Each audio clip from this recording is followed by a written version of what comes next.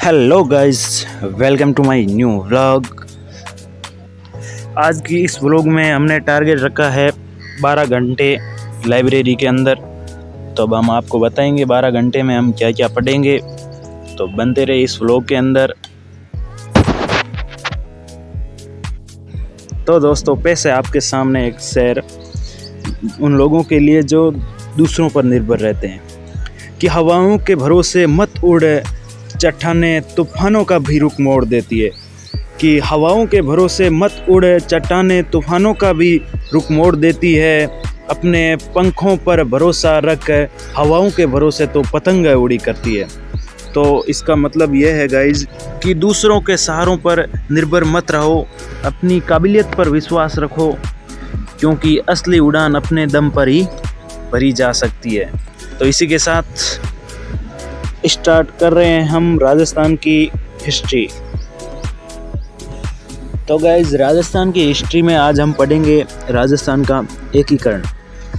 आप सभी को पता ही है, एकीकरण 7 चरणों में पूर्ण हुआ था। तो आज हम एकीकरण को कंप्लीट कर लेंगे, क्योंकि एकीकरण टॉपिक ज़्यादा बड़ा नहीं है। तो फिर मिलते हैं इसको पूर्ण करके, फिर इसके इम्पोर्टेंट नोट्स बना लेंगे, फिर इसका ऑनलाइन टेस्ट देंगे। पूरा एकीकरण है जो आज कंप्लीट हो जाएगा। 7 चरणों में हुआ था। इसमें हमें इम्पोर्टेंट तो क्या क्या याद रखना है कि इसका जो नाम और सन, राज प्रमुख, प्रधानमंत्री, 3-4 इम्पोर्टेंट याद रखने हैं। फिर एकीकरण के बाद में हमारा जो आधुनिक राजस्थान है वो पूरा हो जाएगा। फिर हम मिडिल हिस्ट्री के अंदर जाएंगे, मध्यकालीन राजस्थान के अंदर। तो गाइज़, ये हमने एकीकरण के इम्पोर्टेंट नोट्स एक पेज के अंदर लिख लिए हैं, और पीछे जो कौन कौन से चरण हुए थे, उसमें कौन कौन सी रियासत थी और कौन से ठिकाने थे वो लिखे हैं, और जो सबसे प्राचीन व न्यूनतम है उनको भी लिखा है। तो दोस्तों, हिस्ट्री के बाद में हम पढ़ेंगे राजस्थान के आर्ट एवं कल्चर। इसमें हम पढ़ने वाले हैं राजस्थान के दुर्ग। टॉपिक बहुत बड़ा है, आज तो पूरा नहीं हो पाएगा, लेकिन इसके कुछ 3-4 दुर्ग हम पढ़ेंगे, जिसमें है एक गागरोन का दुर्ग, कुंभलगढ़ का दुर्ग। गागरोन का दुर्ग है जिसका निर्माण बिजल देव ने करवाया था। और काफ़ी सारे दुर्ग हमने पढ़े हैं। तो दोस्तों, अब नेक्स्ट सब्जेक्ट पढ़ेंगे हम राजस्थान की प्रशासनिक व राजनीतिक व्यवस्था, जिसमें पढ़ेंगे हम राज्य की न्यायपालिका, उच्च न्यायालय। तो ये छोटा सा टॉपिक है, ये अभी कंप्लीट हो जाएगा, छोटा सा एकदम। इसके बाद में इसके पीछे जो महत्वपूर्ण क्वेश्चन दिए, ये बहुत अच्छा लगता है मुझे। जो ये बुक है ना संकल्प की, इसमें हर टॉपिक के पीछे क्वेश्चन आंसर दिए होते हैं, जिसे हम टॉपिक पूरा क्लियर करके बाद में उसका जो ऑनलाइन टेस्ट देते हैं उसकी ज़्यादा ज़रूरत नहीं रहती है, हम इसी में अपना रिवीजन कर सकते हैं। तो करते हैं अभी ये क्वेश्चन आंसर। तो दोस्तों, अब लेता हूँ मैं 1 घंटे का ब्रेक, थोड़ा कुछ ज़रूरी काम था तो वहाँ जाकर आता हूँ।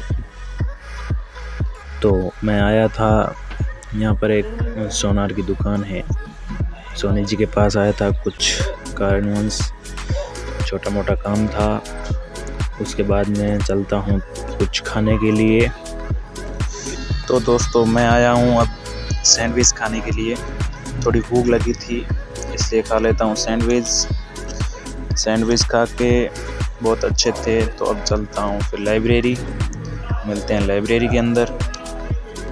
तो दोस्तों, अब आ चुका हूँ लाइब्रेरी के अंदर। तो अभी मैं पढ़ रहा हूँ राजस्थान का भूगोल, जिसमें राजस्थान की नहर परियोजनाएं टॉपिक है। बहुत अच्छा टॉपिक है और इसको अभी मैं कंप्लीट कर लूँगा। कंप्लीट करने के बाद मैं इसके जो पीछे दिए हुए क्वेश्चन आंसर सोल्व करूँगा। तो दोस्तों, अब लास्ट के अंदर हम पढ़ रहे हैं जो हमारे कैलाश विष्णु साहब के द्वारा लिखी हुई पुस्तक कलेक्टर साहिबा। बहुत बढ़िया पुस्तक है, बहुत अच्छी पुस्तक है। मैंने तो पहले एक बार पढ़ ली है, अब दोबारा पढ़ रहा हूँ, बहुत अच्छी लगी है और इसमें बहुत अच्छे कंटेंट दिए हुए हैं। आप भी पढ़िए। पूरी अपने जीवन की जो पहले की तैयारियां की थी, क्या कुछ किया, सब दिया हुआ है और इसमें जो विद्यार्थी पढ़ाई कर रहे हैं उनको अच्छा मोटिवेशन दिया हुआ है, तो आप भी पढ़िए। तो दोस्तों अब चलते हैं रूम। तो गाइस अभी घर जाने का समय हो चुका है, अभी घर जाएंगे। देखो एक बार लाइब्रेरी में दीपावली की लाइटें लगी हुई, आपको बताता हूँ। ये देखो लकी एंटरप्राइजेस, ये लकी लाइब्रेरी ऊपर है, उन्होंने फटाकों की शॉप भी डाली है।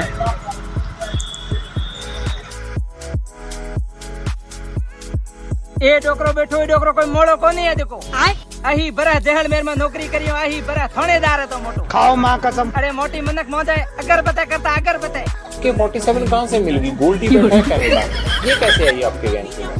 उनके गोल्डी भाई और सचिन के लिंक थे वहाँ यूपी के कोई तस्कर थे। के 47 कहां से